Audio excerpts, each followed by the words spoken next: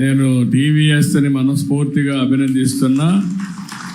వాళ్ళ trust chairman Srinivasan గారు ఒక్కటి సహాయం చేయాలి సార్.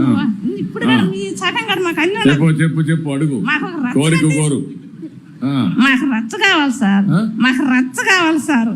రచ్చ కావాలి సార్. మాకు రచ్చబండ కావాలా. మా ఊరికి తగ్గట్టు రచ్చబండి ఉంటే మాకు వచ్చిన చిన్న పెద్ద మా బిడ్డలకు పెళ్లిళ్ళు చేసుకోవాలన్నా పుట్టిన మా బిడ్డలు చేసుకుంటారు ఎవరైనా.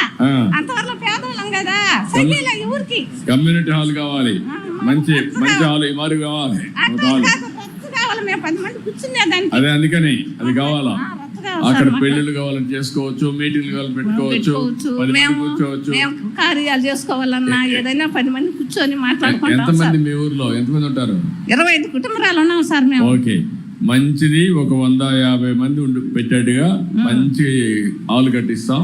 అక్కడే పెళ్లిళ్ళు చేసుకోవడం అన్ని చేసుకోవచ్చు. ఇమ్మీడియట్ నువ్వు బాగుంటావు మేము బాగుంటాం అన్నా. థ్యాంక్ యూ అమ్మా. థ్యాంక్ యూ తల్లి. బాగుంటాం మేము బాగుంటాం అన్నా. థ్యాంక్ యూ తల్లి. థ్యాంక్ యూ తల్లి. మా చంద్రబాబు అన్న బాగుంటాడు. థ్యాంక్ యూ తల్లి.